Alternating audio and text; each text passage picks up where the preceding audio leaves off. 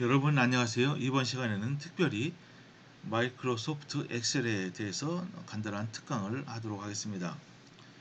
음, 여러분들이 화학 실험이나 문제를 풀다 보면 수많은 데이터를 처리하거나 수식적으로 풀리지 않는 문제에 봉착하게 됩니다. 이런 상황을 처리하는 매우 전문적인 프로그램이 있지만 사용하기가 쉽지 않고 가격이 매우 비쌉니다. 다행히 마이크로소프트사에서 제공하는 엑셀은 범용 워크시스템에서도 데이터 처리를 위한 매우 다양한 기능을 제공하고 있습니다. 이 기능의 일부만을 알아도 학부 수준의 거의 모든 문제를 해결할 수가 있습니다. 따라서 본 강의에서는 특별히 분석과학과 기분석을 공부함에 있어서 꼭 필요한 엑셀의 기능을 공부합니다. 여러 스프레드시트가 지금까지 개발이 됐습니다. 그렇지만 지금은 거의 모든 경우에 마이크로소프트사에서 개발한 그 엑셀, 여러분들이 마이크로소프트에서 이제 만드는 오피스, MS 오피스를 깔게 되면은 자동적으로 MS 엑셀도 깔리게 됩니다. 이것이 이제 얼마나 기능이 강력하고 아주 다양한지 여러분들 아마 잘 아실 걸로 생각합니다. 일반적으로 화학도나 생명과학도들은 이러한 유용한 도구의 활용에 익숙하지 않지만 이 기회에 대략적인 개요만이라도 안다면 본인의 노력 여하에 따라 문제 해결에 훌륭한 도구로 활용할 수 있을 것이며 향후 더 깊이 있는 학문을 하는데 많은 도움을 받을 수 있을 것입니다. 사실 엑셀이 가지고 있는 기능은 너무 많습니다. 그래서 아무도 그것을 마스터 하기는 사실 힘들죠. 여기서도 그것을 다 살펴보는 것이 아니고 아주 일부만 한번 살펴보면서 어떻게 이것이 우리 특히 이제 분석과 기분석을 그 문제를 해결하는데 사용되는지 한번 예를 통해서 이제 보는 것입니다. 그래서 여기 이 강조에서 다룰 엑셀 기능은 셀 첨부하는 방법, 또 데이터 입력 및 그래프 그리기는 특별히 강의는 하지는 않겠습니다. 그리고 이제 리스트 스퀘어 메서드, 이게 이제 최소 자승법이라고 해서 엑셀로 여러 데이터를 대표하는 직선을 그리는 방법이고요. 분석학 앞부분에는 제가 이제 간단히 강의를 이제 한 바가 있습니다. 또 리니어 리그레션, 넌 리니어 리그레션, 이것은 이제 회귀 분석이라고 하는 건데, 이 식이 직선인 경우와 직선이 아닌 경우 어떻게 우리가 계속 반복적인 계산을 위해서 통해서 가장 그 데이터를 잘 대표할 수 있는 그런 곡선을 찾아가는지에 관한 것입니다. 또 우리가 이제 수식이 잘 안 풀릴 경우에 분명히 수식은 존재하는데 그래서 어떻게 우리가 찾아가느냐, 여기에는 두 가지 엑셀 기능을 제공하고 있습니다. 고올 시크와 솔버라는 그런 기능인데 간단한 사용법을 설명하고요. 마지막으로 또 매트릭스 계산을 하는데 또 엑셀을 어떻게 사용하는지 보도록 하겠습니다. 먼저 셀 레퍼런싱에 대해서 한번 살펴보도록 합니다. 레퍼런싱이라는 것은 셀을 어떻게 참조하느냐, 이 엑셀은 일종의 스프레드 시트죠. 스프레드 시트라는 것은 이렇게 이제 네모칸이 많이 쳐 있는데 이게 각각의 이제 요 칸을 우리가 셀이라고 합니다.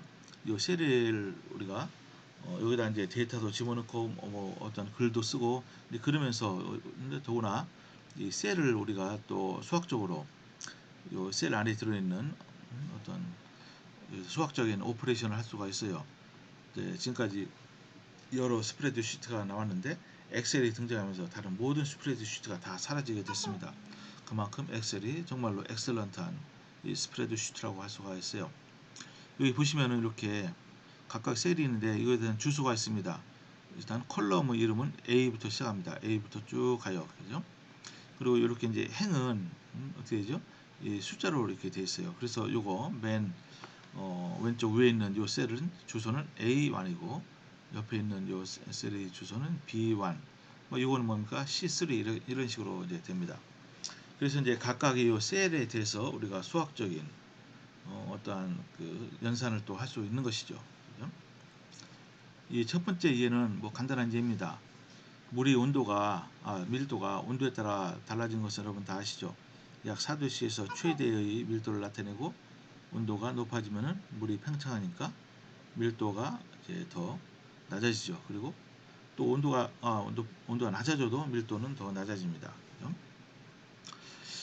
이제 그런데 이제 이렇게 여기 보시면은 어, 온도에 따른 물의 밀도 변화에 대해서 어떠한 아주 정확한 그런 수식이 사실 존재하지 않습니다. 근데 연구자들이 이거를 경험적인 식을 하나 개발했어요. 잘 보시면 말이죠. 어, 밀도는 여기 상수가 있고 어떤 또 이제 계수가 있죠. 곱하기 온도 더하기 또 어떤 두 번째 계수 곱하기 온도 제곱 이런 식으로 이제 온도 3승까지 이렇게 이제 이런 식을 개발을 했습니다. 이것에 대한 어떤 이론적인 근거가 있는 것은 물론 아닙니다. 그렇지만은 이 측정치와 이게 상당히 이게 잘 맞기 때문에 상당히 넓은 범위의 물의 온도에 대해서 요 식이 잘 맞습니다. 그래서 한번 요 식을 이용해서 물이 그런 밀도를 한번 여기 나타내 보도록 합니다. 자, 보세요. 먼저 온도는 여러분들이 컬럼 두 개를 선택해야 되는데 이제 왼쪽 컬럼은 여기 온도고 오른쪽 컬럼은 이제 밀도죠. 그리고 A0부터 A3까지는 이미 이것은 연구자들이 다 실험적으로 이것은 다 구해 놓은 것이죠. 그죠? 이것에 대한 어떠한 그 이론적인 근거를 찾기는 근데 힘듭니다. 이런 다음에 여기다 그죠? 여기 이제 밀도를 나타내는 여기다 이제 어떻게 하면 됩니까? 여기다가 우리가 식을 쓰는 겁니다. 근데 식을 쓰는데 그냥 이렇게 똑같이 쓰면 돼요. equals 하고 A0 여기 A0가 이겁니다. A0 우리가 이것을 A0라고 써도 돼요. 우리가 이제 각각에 대해서 우리가 이름을 붙인 다음에 물론 먼저 붙여야 됩니다. 아니면은 요 주소를 써도 됩니다. 그죠?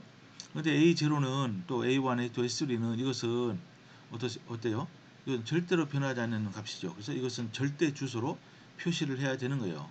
그죠? 절대 주소로.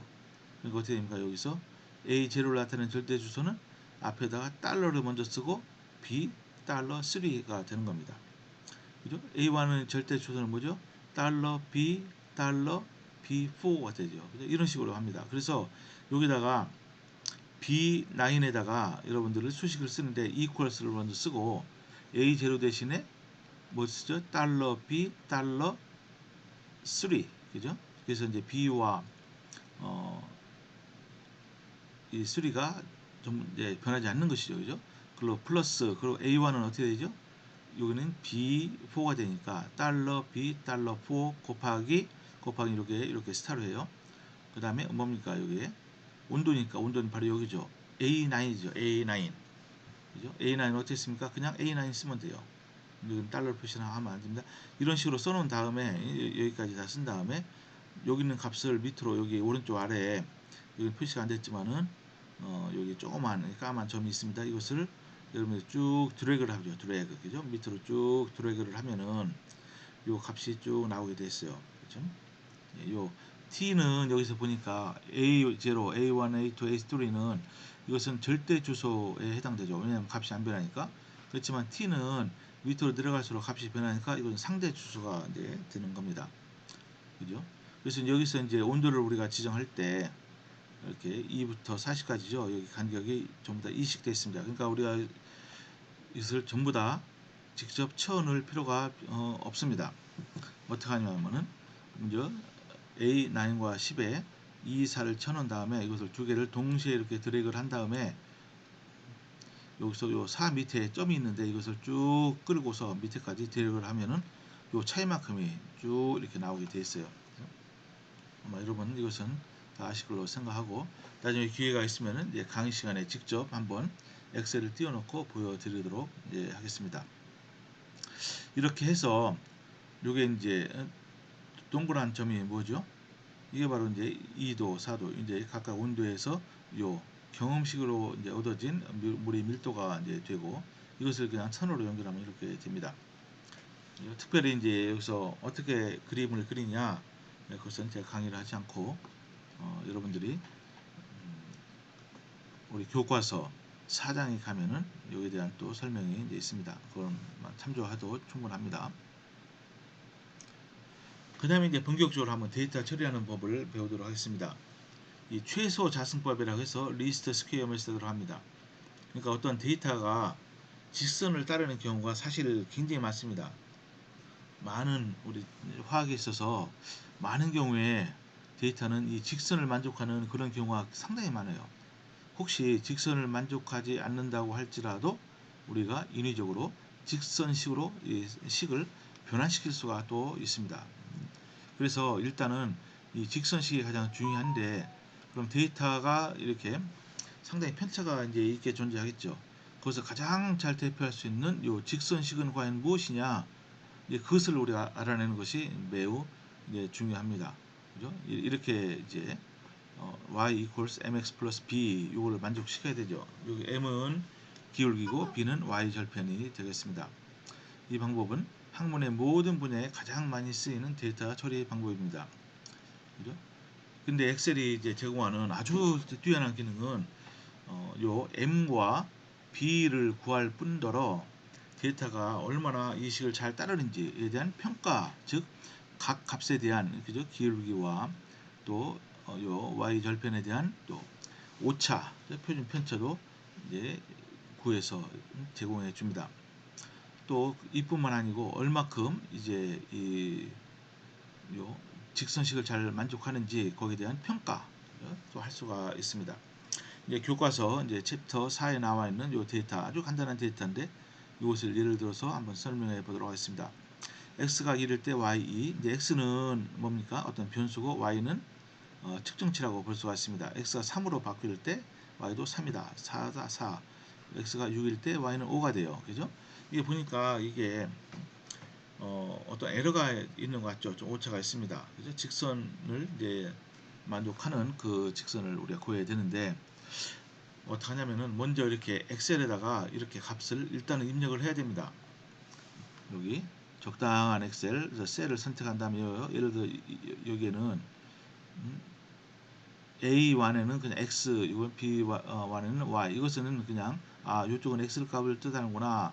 요 값들은 Y구나. 이걸 나타내기 위해서 여기다 만약 레이블링을 하는 것이죠. 그래서 요 값을 다 이렇게 입력을 합니다. 이렇게 1, 2, 3, 3, 4, 4, 6, 5 이렇게 입력을 다 해요. 그래서 이 값으로부터 우리가 이 직선식을 알아내야 되는데 그때 엑셀이 제공하는 그 내장 함수가 바로 LINST 이게 됩니다. 그죠?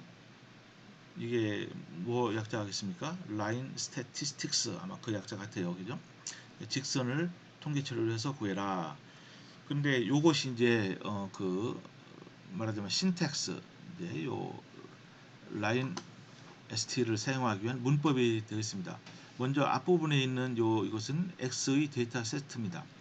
그래서 이렇게 B2부터 B5까지 해라. 중간에 콜론을 집어넣어요. 죄송합니다. 요 앞부분은 y입니다. y. 그죠? y. 뒷부분은 x. 그죠? 그러니까 앞부분은 이게 종속 변수고 뒷부분은 독립 변수가 됩니다. 그죠? 요게 y가 종속이고 x가 독립이죠. x는 바꿀 수 있고 y는 x에 따라 값이 달라지기 때문에 이제 그렇죠. 그래서 요 y의 먼저 범위를 우리가 이제 정해야 돼요. 여기부터 여기까지니까 b2 콜론 b5 또는 여러분들 마우스를 놓고 드래그를 합니다. 마우스를 클릭한 다음에 B2부터 B5까지 여러분들이 이렇게 드래그를 할 수 하면 이렇게 딱 나오게 되고요. 그 다음에는 이제 독립 변수의 값들이 나와요. A2부터 B5까지죠. 물론 이 값들은 서로 매치가 돼야 되기 때문에 요 범위가 같아야 되죠. 그죠? 그 다음에 true 콤마 한 다음에 true로 해야 돼요. true를 하지 않으면은 여러분들이 값이 얻어지긴 해도 이게 부족한 충분한 값이 얻어지지 않을 경우가 있어요. 이건 로직이죠. 로직. 이것을 true로 해라. 일단 이렇게 한 다음에 한번 보도록 합니다. 그런 다음에 이것을 어떻게 하느냐? 여기다 적당한 우리가 셀을 하나 또 여기다 정합니다. 여기서는 E3를 일단 정했어요. 그런 다음에 E3부터 6칸을 오른쪽으로 둘, 밑으로 3칸, 또 6칸을 여러분이 쭉 드래그를 합니다. 이렇게 쭉 드래그를 해서 여기까지 놔요. 그런 다음에 중요한 게 여기 있는데 보세요. 이렇게 한 다음에 타입을 여기다 했죠, 그죠? 여기 E3에다가 그 다음에 이제 이 PC 같은 경우 있죠. 이제 맥과 PC가 이제 다른데 PC에서는 컨트롤 쉬프트 엔터를 동시에 눌러야 돼요. 이렇게 이제 딱 6칸을 드래그 한 다음에 컨트롤 쉬프트 엔터를 동시에 눌러야 됩니다. 만약에 이거를 컨트롤 쉬프트 엔터를 동시에 안 누르고 그냥 엔터만 누르면은 값이 구해지긴 해요. 그렇지만 하나만 구해집니다. 맨 왼쪽 위에 있는 값. 그러면 안 되죠. 이것은 이제 기울기를 뜻하는 값인데 이것을 동시에 눌러야 됩니다. 이렇게 집어넣은 다음에 그러면 이런 값을 이제 딱 보여주게 되는데 이걸 해석을 잘 해야 됩니다. 앞에 있는 맨 위에 있는 0.61538 이것은 기울기를 뜻해요. 기울기. 요거는 이제 그래프를 그린 게 요 밑에 그림입니다. 그죠? 이렇게 이제 x가 바뀔 때 y가 있고 요 점선이 요게 여기서 얻어진 직선식이죠. 그죠? 이거는 기울기고 또 여기 오른쪽에 있는 요 값은 인터셉트예요. 그죠? 여기 쭉 0으로 여기가 우리가 쭉 x가 0까지 쭉 엑스트라폴레이션 하면은 그때 값이 요게 나와 있는 겁니다. 요것도 이제 우리가 알아야 되겠죠. 여기는 인터폴레이션을 엑스트라폴레이션을 하지 않고 요 값에만 이렇게 직선을 이제 그어 놨습니다.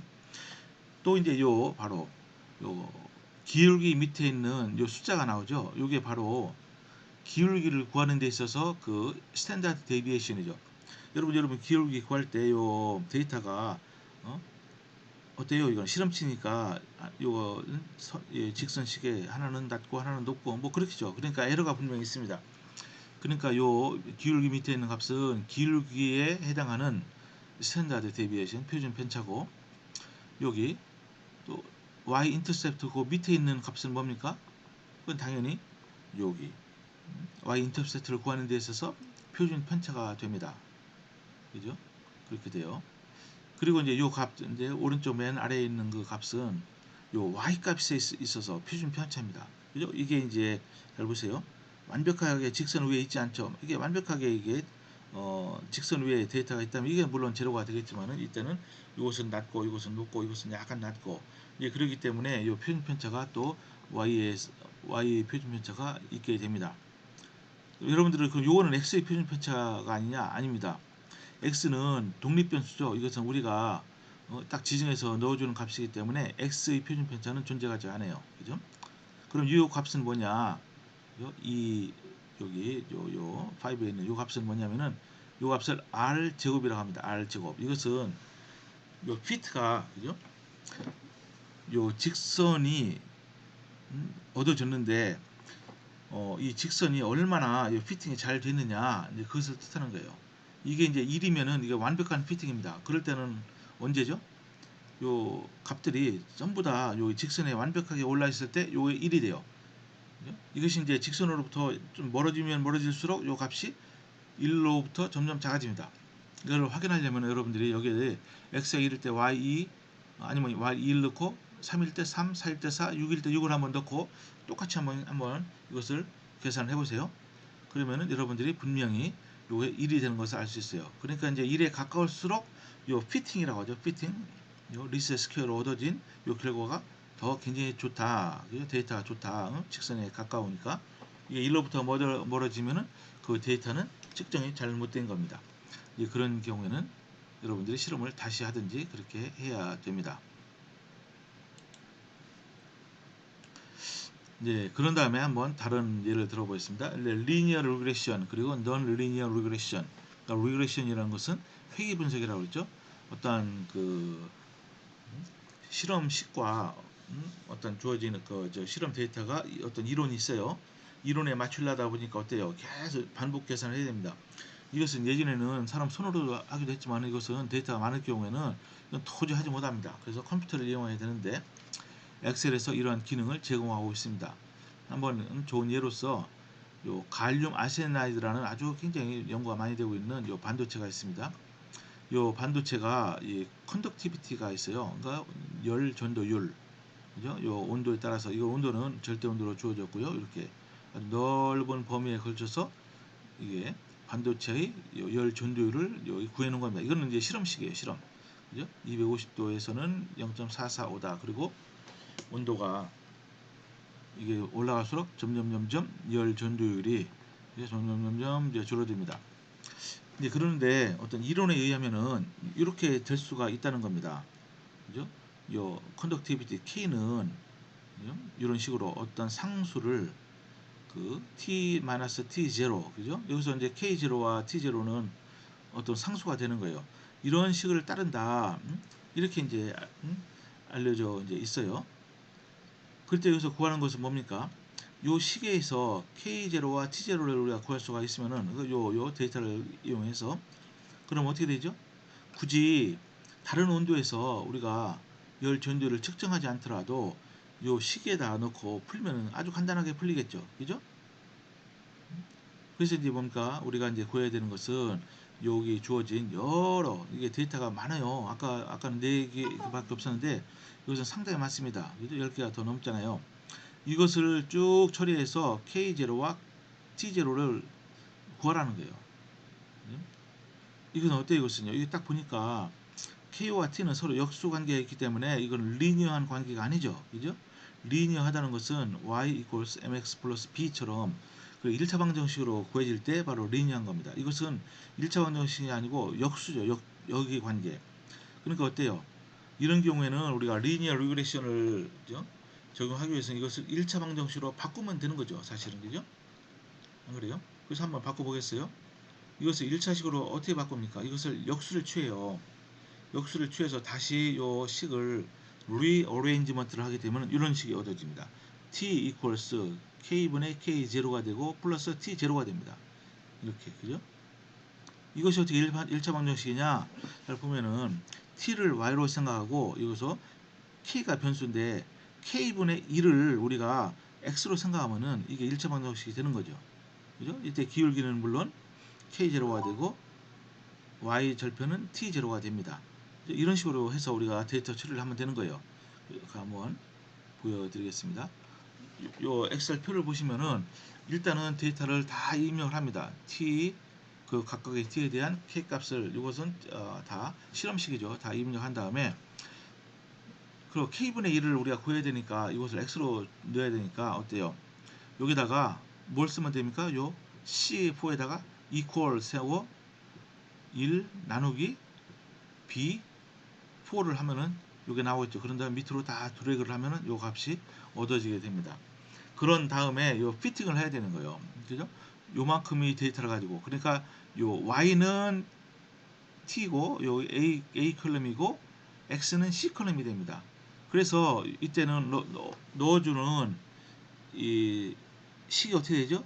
D4는 line st 하고 여기 A4부터 A16까지 요게 이제 Y 값이 되고 X는 뭐가 됩니까? X는 요게 아니에요. B 컬럼이 아니에요. 이때는 C 컬럼이 됩니다. 그죠? 그래서 C4부터 C16까지 하고 이것도 투로 한 다음에 컨트롤 쉬프트 엔터를 치면은 이렇게 요 녀석 안에 이렇게 나와 있어요. 이게 뭐죠? 요게 바로 어 K0가 되는 거예요. 요게 기울게 되니까 요게 뭐가 되죠? 요게 어 여기 T0가 됩니다. 그죠? 그래서 K0와 T0가 얻어졌어요. 그런 다음에 어떻게 됩니까? 여기다가 우리가 컬럼을 하나 또 내놓고서 요 식을 이미 이제 K0, T0 얻었으니까 각각 K에 대해서 우리가 T 값을 K 값을 T에 대해서 K 값을 쭉 한번 구할 수가 있는 겁니다. 그래서 그래프를 한번 그려본 겁니다. 요 보시면은 여기 X축이 T고 Y축이 K가 되는 거예요. 그죠? 여기서 얻어진 값을 이용하는 거죠. 여기서 파란색으로 나온 것은 이게 실험적으로 실제로 얻은 이게 참값이라고 볼 수 있어요. 파란색이. 그렇지만은 요 오렌지색은 이것은 요 피팅을 해서 얻어진 값입니다. 이렇게 쭉 얻어진 거예요. 그죠? 네. 그러니까 여러분 여기서 보시면 알겠지만은 뭘 알 수 있나요? 어, 죄송합니다. 요게 이제 블루가 이게 이제 피팅 값이고 오렌지 값이 이게 어, 실 이게 실제 실험 값이에요. 그죠? 여기 보시면 약간 차이가 있죠. 물론 굉장히 이 정도 피팅은 너무너무 아주 훌륭한 건데 약간 차이가 있습니다. 잘 보세요. 여기 온도가 낮을 때, 즉 250도에서 실제 실험치는 0.445인데 여기 피트된 값은 0.483 정도 약간 높죠. 그죠? 예, 어쨌든 요 식이 그래도 상당히 잘 맞다는 것을 우리가 알 수가 이제 있습니다. 그런데 이것을 말이죠. 이렇게 이제 어차피 이렇게 이제 비선형식이니까 굳이 선형식으로 이렇게 바꾸지 않고도 말이죠. 우리가 할 수 있는 방법이 없을까? 근데 폴리노미얼을 우리가 쓰면 말이죠. 이제 이렇게 이제 온도의 그냥 1차 함수가 아니고 2차, 3차, 물론 여기다가 4차, 5차, 6차 이렇게 할 수도 있어요. 그렇지만 이제 실제적으로 한 3차까지만 우리가 한번 써도 됩니다. 이렇게 한 다음에 이것을 피팅을 할 수 있어요. 그죠? 그러니까 엑셀에 이런 기능도 제공합니다. 한번 이 경우에 한번 보도록 합니다. 어, 이게 보니까 이 K 값은 어때요? 이거는 우리가 로 데이터, 그죠? 이것은 이제 우리가 측정치고요.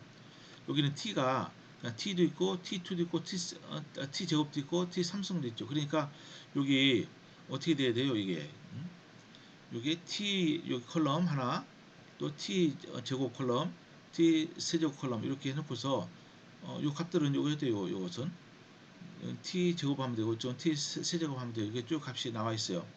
그 다음에 이것을 피팅을 어떻게 하느냐? 요거를 보세요. 한번 요 식은 다 똑같습니다. 라인 스태티스틱스 괄호하고 이때가 이제 중요한데 요것을 x로 놓고 그죠? 요것을 이제 y로 이제 놓는다고 생각하면 됩니다. 그죠? x를 아니죠. 요게 이제 저거죠. 요게 이제 우리가 실제 이제 요 값이니까 요게 y가 되는 겁니다. k 값이 그죠? 음? 이제 여기서 x 변수는 뭐가 됩니까? x가 이제 하나가 아니고 x 1, 2, 3가 되니까 t 제곱 t 3승이 되죠. 그죠? 먼저 여기 요게 이제 D 컬럼이에요. A, B, C, D. D19부터 D31까지. 그죠? D19부터 D31까지 이거를 먼저 딱 들어오게 해요. 그럼 요게 이제 Y 값이 되고 그다음에 X는 요 한 컬럼이 아니고 여러 컬럼에 걸쳐서 나와 있죠. 그죠? 그래서 X는 A19부터 여기 C31까지 이렇게 되어 있습니다. 그리고 여기는 로직 그 판단을 트루 해놓고서 컨트롤 쉬프트 엔터 합니다. 그죠? 근데 이때는 여기 세 개만 이렇게 되는 것이 아니고 여기서부터 여기까지 네 개와 밑으로 세 개를 가야 돼요. 그죠? 이렇게. 그러면 어떻게 되냐? 이걸 해석을 잘 해야 되는데 그러면은 맨 오른쪽에 있는 이것이 A가 되고 이게 B, C, D 우리가 원하는 것은 A, B, C, D를 구하는 거잖아요. 그죠? 그래서 어때요? 이때는 뭐 절편 같은 건 없습니다. 왜냐하면은 이때는 어때요? 일단 런 리니어 리그레션이니까 폴리노미얼로 우리가 굳이 절편은 구하지 않습니다. 그래서 여기 있는데 여기부터 보면은 가장 차수가 높은 그죠? 요 항이 바로 요겁니다. 그리고 두 번째 항 이거 차수가 그러니까 요거는 이제 D를 뜻하고 요 C는 요 밑에 옆에 그 B는 여기 A는 이렇게 되는 거예요. 그죠? 그래서 이렇게 A, B, C, D가 다 구해졌어요. 그죠? 그다음에 이것이 피팅이 잘 되는지를 우리가 먼저 봐야 되죠. 요쪽 맨 첫 번째 컬럼 맨 밑에 있는 요 값을 보세요. 이거는 물론 이제 요것은 표준 피처가 되고요. 요 값을 보니까 0.99897 그거 0.999가 되죠. 그러니까 이것은 굉장히 이제 피팅이 잘 됐다는 거예요. 그죠? 그래서 요 값을 보면은 오렌지는 요게 실제 측정치고 요 파란색이 요 시기를 통해서 얻은 이러한 결과가 되었습니다. 굉장히 아주 훌륭하게 됐죠. 그래서 이제 여기서 이제 핵심은 뭐냐? 엑셀로 우리가 리니어 리그레션도 가능하고 또 이제 이렇게 폴리노미알 이런 식으로 된 거 있죠. y 이퀄스 뭐 x n승 플러스 뭐 x n 마이너스 1승 이제 그런 식도 우리가 엑셀을 이용해서 통계 처리를 할 수 있다. 이제 그것을 보여드립니다. 그 다음에 이제 고울 시크를 한번 보겠어요. 이게 이제 굉장히 많이 씁니다. 실제로 분석학에서는 왜냐하면은 문제를 풀다 보면은 대수적으로 풀리지 않아요. 그러니까 여러분들이 종이에다가 연필로 문제를 이제 풀려고 하는데 안 풀린다는 겁니다. 그죠? 또는 풀기는 풀려도 풀 수 있어도 너무 어려워요. 너무 시간이 많이 걸리고. 이제 그런 경우가 나오게 되죠. 이건 이제 저 분석과학 책에서 이제 따온 건데 예를 들어 이런 거예요. 마그네슘 하이드록사이드 이게 이제 물에서 이게 약간 녹습니다. 이 용해도를 구하는 문제가 나옵니다. 그래서 자세한 것은 이제 분석과학 강의에서 이제 다 깊이 있게 다룰 텐데 어쨌든 여러 식들이 있어요. 그죠?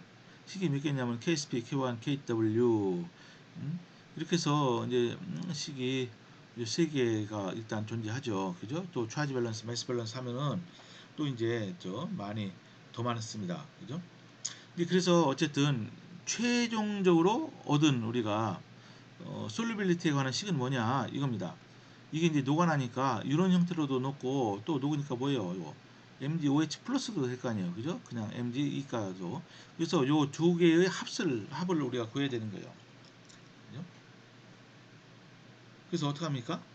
우리가 구하려면 어떻게 하면 돼요? 여기 요 KSP가 이렇게 됐지만은 실제로 이것을 문제를 풀다 보면은 KSP는 하이드록사이드 이온의 농도의 함수로 돼요. 근데 이게 이 3차 함수가 됩니다. 3차 함수. 3차 함수를 수학적으로 완벽히 풀 수가 있어요. 그렇지만 너무 복잡합니다. 그죠? 그 식을 외우는 것도 거의 불가능하고. 그래서 이거를 여기 골 시크라는 것을 통해서 구해야 되는데, 여보세요?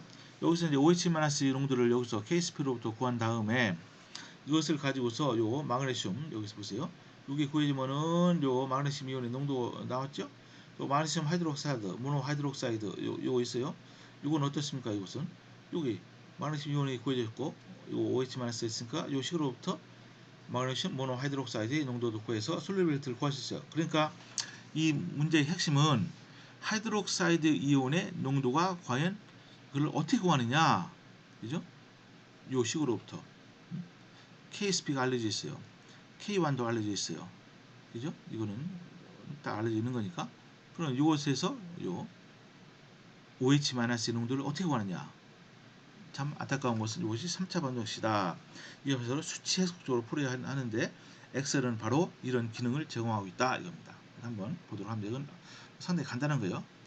잘 보시면은 여기 먼저 KSP가 얼마냐? 먼저 이렇게 써요. 그냥 K1도 있고 이런 것은 그냥 디소시에이션 콘스탄트에 그죠? 이퀄리브리엄 콘스탄트에 해당되는 거니까 이거는 일단 상수로 집어넣고 그런 다음에 여기 D 보세요. 여기 그런 다음에 먼저 요 셀을 하나 정합니다. 이 경우에는 C3에 OH- 이건 게스라고 해놓고서 C4에 0.0001 이것을 이제 일단은 쳐넣습니다.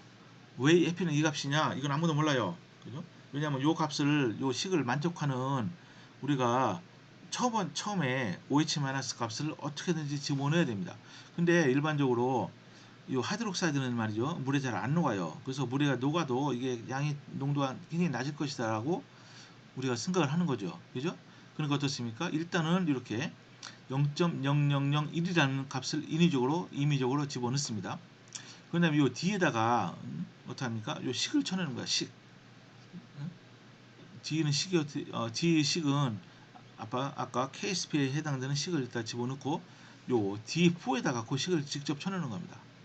그죠? D4는 어떻게 됩니까? 요 식을 직접 이제 쳐 넣죠. 그죠? 쳐는 다음에 여기서 보면은 수식 셀이 D4가 되는 거예요. 여기서는 나와 있지 않지만은 수식 셀을 요 D4에다가 이제 집어넣은 다음에 뭐를 바꾸느냐? 찾는 값은 딱 정해져 있죠. KSP 값 이건 정해져 있습니다. 7.1 곱하기 10에 마이너스 12선 요게 이거를 딱 직접 이렇게 쳐 넣습니다. 이거는 값을 직접 쳐 넣어야 돼요. 요 주소로 하면 안 됩니다. 이때는 값을 바꿀 셀은 뭐예요? 요거죠. 요거. 요 0.0001인데 처음에 물론 이걸 집어넣으면 요 값이 안 나오죠. 요 값을 바꿀 셀을 여기다 집어넣은 다음에 확인을 쳐요. 눌러요. 그러면은 이 엑셀 내부에서 어떻게 하느냐? 요 0.0001을 이걸 자꾸만 바꿉니다. 바꿔서 여기 케이스 값이 이게 만족될 때까지 요 값을 바꿔요. 그런 다음에 딱 내보냅니다. 그죠? 그럼 어떻게 되죠? 그러면은 결국 요 값이 달라진 상태로 나오게 돼 있어요. 그죠? 그래가지고서 요 식에다가 우리가 아까 솔리빌리티 구하는 식에다가 어, 이제 집어넣고 풀면은 결국 이제 최종적으로 솔리빌리티가 이렇게 이제 나온다. 그것을 보여주는 겁니다. 그죠? 이게 이제 동영상이 아니기 때문에 제가 이렇게밖에 설명을 할 수 없는데 여러분 책을 한번 보시고 기회가 되면은 강의 시간에 한번 데몬스트레이션을 해드리도록 하겠습니다. 그 다음에 이제 솔버라는 프로그램인데 이것은 고울 시크보다도 훨씬 더 강력한 해를 찾는 엑셀의 도구입니다. 어떻게를 찾느냐? 최대값도 찾고 최소값도 찾고 우리가 원하는 값도 만족시키는 그런 값을 찾을 수가 있어요. 그리고 이것은 이 변수가 하나가 아니고 여러 개 있을 때도 가능합니다. 두 개 이상의 변수를 동시에 변화시켜 원하는 결과를 얻는다. 그러니까 이제 여러분들 기후 분석에 이제 그래서 요 챕터 18에 요 예가 나와 있는 것을 제가 여기서 한번 그냥 따온 겁니다. 네, 교과서에 보시면 말이죠. 타이타늄과 바나듐 요 이온이 들어있는 혼합용액이 있어요. 그죠? 타이타늄은 플러스 4가고 바나듐은 플러스 5가가 되는데 혼합용액 스펙트럼을 우리가 믹스처의 스펙트럼이 이렇게 되는 거예요. 이렇게 푸른색으로 요 스펙트럼을 이용해서 바나듐과 타이타늄의 농도를 구해라. 그 자체로는 구할 수가 없겠죠. 어떻게 합니까? 먼저 순수한 바나듐과 순수한 타이타늄 이온의 그 스펙트럼을 딱 구했어요. 이렇게. 근데 애석하게도 바나듐과 타이타늄 이온의 스펙트럼이 상당히 겹칩니다. 그죠? 상당히 겹쳐요. 요 용에서 상당히 많이 겹쳐요. 그러니까 어떡합니까? 이때는 바나듐과 타이타늄의 이 스펙트럼을 구한 다음에 우리가 파장을 선택해요. 여기는 하나, 둘, 셋, 넷, 다섯 군데에서 파장을 선택했습니다. 그래서 다섯 군데 파장에서 업소번스를 구하는 거예요. 또 혼합 용액에 대해서도 다섯 군데 파장, 동일한 파장에서 업소번스를 구합니다. 그래서 어떻게 하느냐, 여기 이제 제 과정을 아주 자세하게 설명해 놨습니다. 우선 제가 말씀드린 대로 표준 타이타늄과 바나듐 용액의 스펙트럼을 구하고 여러 파장에서 몰라 어섭티비티를 구합니다. 그죠? 이제 비어의 법칙을 이용하면 돼요. A equals epsilon BC. 그죠? 거기서 epsilon을 구하면 됩니다. 근데 이제 이 예제에서는 다섯 군데의 파장을 어디서 이제 선택했느냐? 390, 430, 450, 470, 510 나노미터에서 이게 일단 이렇게 인위적으로 요 파장을 선택해서 이때 각각의 표준 용액의 엡실론 값을 먼저 구합니다. 여기 보시면은 이렇게 A 컬럼은 파장을 이렇게 선택을 했죠. 또 B 컬럼은 뭡니까? 표준 용액, 타이타늄과 바나듐의 표준 용액에 대한 여기 업소브런스가 되는 거고요. 표준 용액은 농도를 알고 있기 때문에 각각의 타이타늄과 바나듐의 각각의 파장에서의 몰라 업소티비티 엡실론 값이 이렇게 쭉 구해졌어요. 이렇게 구합니다. 그런 다음에 우리가 미지 시료를 측정해서 여기 푸른색 동일한 파장에서 어떻게 되죠? 업솔번스를 구해요. 이렇게 쭉 구합니다. 그죠? 구한 다음에 그럼 어떻게 하느냐? 어떻게 하죠? 보니까 여기 총 미지 시료는 바나듐과 타이타늄이 동시에 섞여 있기 때문에 이것은 타이타늄의 업소번스 플러스 바나듐의 업소번스를 다 더한 값이 되는 겁니다. 이게. 그죠? 그러니까 어떡합니까? 타이타늄이 그렇지만 농도를 모르죠. 타이타늄의 농도도 모르고 바나듐의 농도도 몰라요. 그래서 이것을 일단은 어떻게 하냐면은 자 보세요. 이렇게 타이타늄과 바나듐의 처음 농도를 이것도 일단은 개수를 하는 거예요. 일단 추정을 합니다. 0.001 이렇게 일단 집어넣고 시작을 하는 겁니다. 그죠? 한 다음에 그럼 어떻게 합니까? 일단 0.001을 각각 집어넣었을 때 어떻게 되죠? 실제 캘큘레이트 된 값이 나올 거 아니에요. 그죠? 0.001 곱하기 몰라 어소티비티 그죠? 요거 각각의 저 파장에서 그 다음에 패스 랭스 이때는 뭐 1cm로 치면은 우리가 안 넣어도 되지만은 그 다음에 이렇게 구했어요. 이게 구한 값이 당연히 이 농도가 원래 진짜 농도가 아니기 때문에 실제 측정한 값 요것과 달라지겠죠. 당연히 달라집니다. 그래서 다르죠. 측정치는 0.651인데 이 농도를 집어넣었을 때 실제 계산한 것들은 0.8505예요. 각각의 파장에 대해서 다 틀리게 나오죠. 그죠? 그럼 어떻게 합니까? 요 두 개의 차이를 구하는 거예요. 두 개의 차이. 요 우리가 이론적으로 이렇게 계산한 것에서 실제 측정값을 뺍니다. 빼서 각을 다 구해요. 그런 다음에 이걸 제곱을 해야 됩니다. 제곱을 안 하면은 나중에 이것을 말이죠. 통계 처리하면은 표준편차가 나오지만은 전체 이게 제로가 되게 돼 있어요. 그죠? 이걸 제곱을 해서 우리가 통계 처리를 한 겁니다. 그죠? 제곱을 해서 요 값들을 최소화시키는 거예요.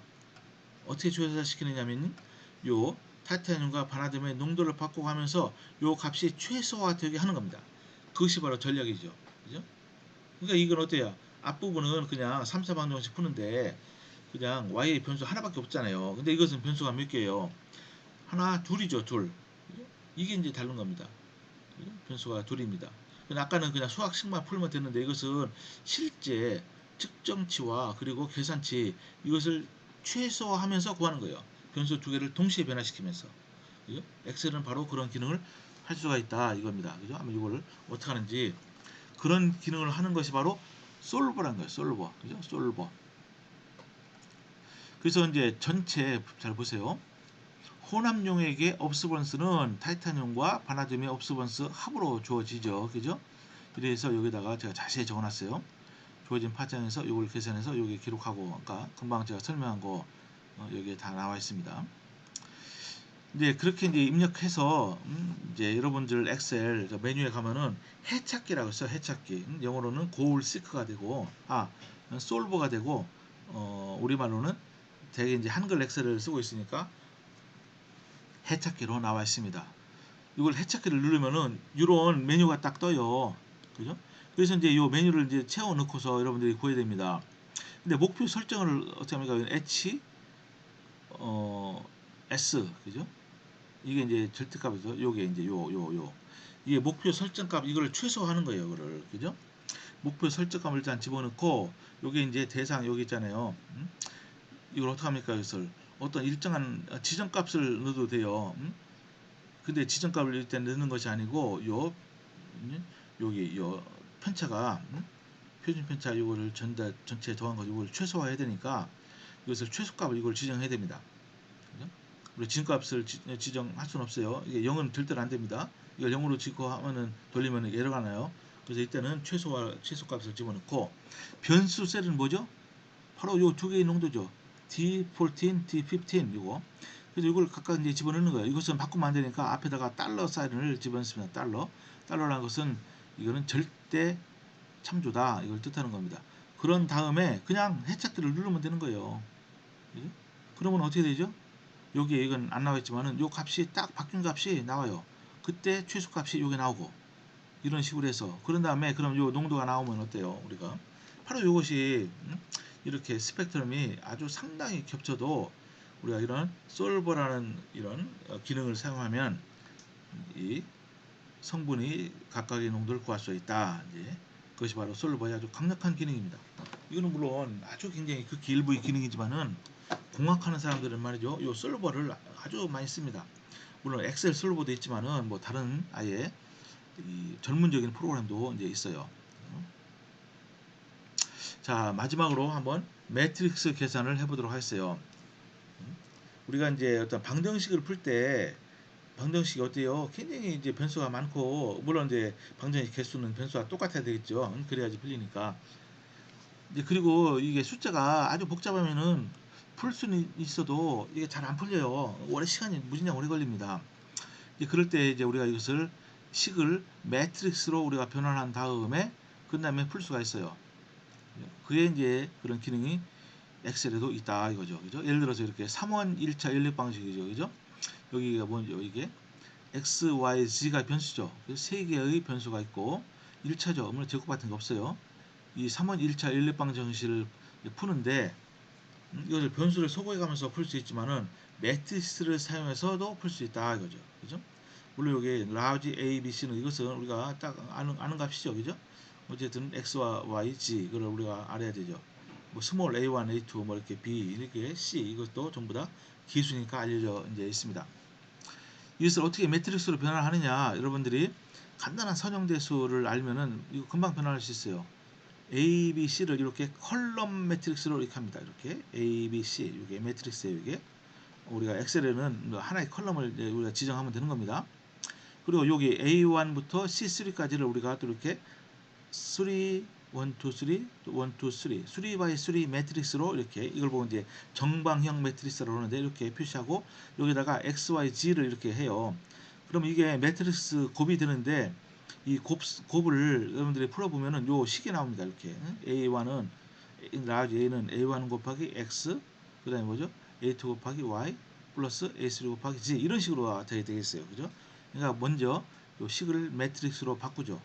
그러면은 요게 이렇게 다 일일이 쓰기가 귀찮으니까 요 A 요 맨 왼쪽에는 그 요 매트릭스를 대표하는 것을 이렇게 진한식으로 이렇게 표시합니다. 그 다음에 equals 요것은 K 이것은 어떤 앞에 요 매트릭스 K라고 우리가 대표하고 우리가 변수 X, Y, Z를 C라고 합니다. 그러면은 이렇게 매트릭스 식이 되죠. A equals K 곱하기 C다. 그래 우리가 원하는 것은 뭐죠? C죠. C. X, Y, G를 해야 되니까. 그러니까 이것을 C를 구하려면 어떻게 합니까? 여기다가 K를 왼쪽으로 옮기면 돼요. 수학적으로는. 그렇지만 매트릭스 계산에서는 그렇게 안 됩니다. 대신에 양쪽에다가 K에 요 해당하는 인버스 매트릭스가 있어요. K-1, 1승 요거. 이렇게 하면 됩니다. 그래서 먼저 KC equals A라고 먼저 이렇게 쓴 다음에 여기 양쪽에다가 K 인버스 매트릭스를 다 곱합니다. 그러면 요 A도 인버스 매트릭스랑 곱해지겠죠. 그죠? 그럼 어떻게 되죠? 인버스 매트릭스와 원래 매트릭스의 곱은 이것은 마치 수학에서 1이 나와요. 1. 그죠? 그러니까 유니트 매트릭스가 되는 거예요. 유니트 매트릭스. 그죠? 그러니까 어떻게 됩니까? 곱해지니까 K-1과 K는 사라지고 그냥 C만 나오고 C equals K 인버스 매트릭스 곱하기 A. 여기서 곱하기는 매트릭스 이제 곱을 뜻해요. 그러니까 우리가 알아야 될 것은 뭐죠? 이렇게 매트릭스의 인버스 매트릭스를 구하는 것과 또 매트릭스 곱을 어떻게 하느냐 이걸 우리가 알아야 되겠죠. 그죠? 근데 거기에 해당하는 명령어가 인버스 매트릭스 구하는 것이 M 인버스예요. 그러니까 매트릭스 인버스. 그리고 행렬의 곱을 구하는 명령어는 멀티플리케이션이니까 매트릭스 멀티플리케이션 M MULT 이렇게 됩니다. 그래서 한번 간단한 한번 예를 들어보도록 합니다. 이 문제를 풀어보는 거예요. 이렇게 이 간단한 문제입니다만은 이거 풀래도 여러분들 그냥 변수를 소개하면서 풀리면은 최소한 한 5분은 걸릴 겁니다. 그렇죠? 그렇지만 이것을 이게 엑셀에다가 이제 집어넣고 매트릭스로 바꾸는 거예요. 그죠? 먼저 여기 A 컬럼에 요 Y 값들을 집어넣습니다. 마이너스 30, 35, 마이너스 31. 그리고 요게 이제 2, 5, 마이너스 3, 7, 마이너스 1, 4, 마이너스 3, 3, 마이너스 2. 요것을 이렇게 C부터 E까지 이렇게 집어넣어요. 그죠? 그런 다음에 여기 이렇게만 하면 됩니다. 일단은. 그렇게 한 다음에 어떡하죠? 여기를 우리가 G 여기부터 이만큼 드래그를 해요. 드래그를 한 다음에 뭘 타입을 하냐면은 처음에 뭐부터 구해야 돼요. 여기 보니까 인버스 매트릭스를 구한 다음에 곱을 해야 되죠. 그죠? 그러니까 어떻게 합니까? 매트릭스 인버스 여기 먼저 보세요. 이퀄스 해놓고서 여기 인버스 매트릭스 뭐가 인버스 매트릭스입니까? 요거에 이제 인버스 매트릭스가 되는 거 요거 그죠? 그래서 C3부터 E5까지 요만큼을 치면 말이죠. 요게 바로 인버스 매트릭스가 나오는 거예요. 그런 다음에 요거를 곱해야 되죠. 이 인버스 매트릭스와 요거를 곱하는 건 어떻게 하죠? MULT 그죠? 매트릭스 멀티플리케이션. 그래서 이렇게 한 다음에 요 가로에다가 먼저 요걸 인버스 매트릭스 친 다음에 요거 A3부터 이만큼을 곱을 해요. 그죠? 그 다음에 컨트롤 쉬프트 엔터를 하면은 여기에 이렇게 쫙 나옵니다. 마이너스 3, 마이너스 6, 2. 이게 바로 X고 이게 Y, Z가 되는 거예요. 그죠? 이렇게 이제 두 가지 오퍼레이션을 한꺼번에 할 수가 있고 아니면은 각각 할 수 있어요. 여러분 여기다가 셀을 이렇게 3바이 3을 이렇게 셀을 정한 다음에 인버스 매트릭스를 요거를 여기 먼저 구합니다. 그 다음에 곱표를 해도 되는데 이건 간단한 거니까 그냥 역행렬과 그리고 행렬이 곱을 동시에 구하는 이렇게 한 줄로 다 이렇게 쓰면 훨씬 간단하죠. 자 이렇게 해서 우리가 분석하기에 필요한 엑셀 아주 기본적인 기능 그렇지만 알면은 굉장히 편하지만 모르면은 정말로 답답한 그런 기능에 대해서 한번 설명을 해 드렸습니다.